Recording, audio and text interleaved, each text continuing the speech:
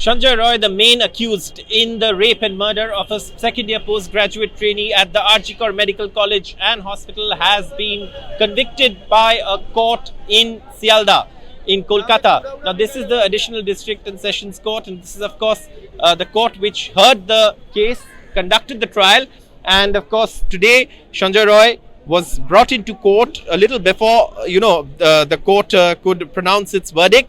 And of course, the court also took cognizance of the petition filed in the Supreme Court in this matter, but also observed that there was no stay on the proceedings before this court, which is why it went on to pronounce the order.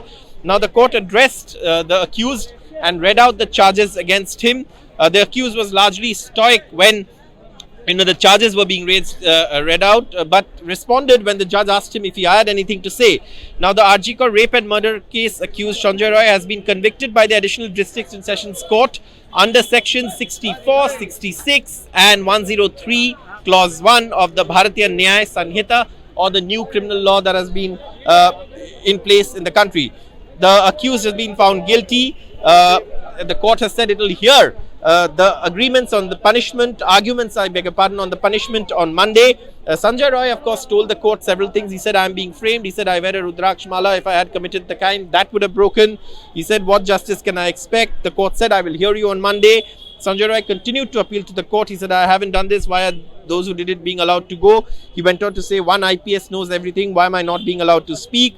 Sanjay Roy's lawyers at this point asked him to calm down. And then, of course, the court ordered that he could be taken out of court as the verdict, I beg your pardon, took place. The arguments on the quantum of punishment and the sentencing will happen on Monday. And, of course, the judge also mentioned that the judgment is about 160 pages, and he also mentioned how he's broken up. But importantly, the judge made certain observations. He said, I have criticized some activities of the police authorities and the hospital authorities which came out during the evidence. He said, activities of the HOD, the MSVP and the principal created some confusion, and that has been criticized.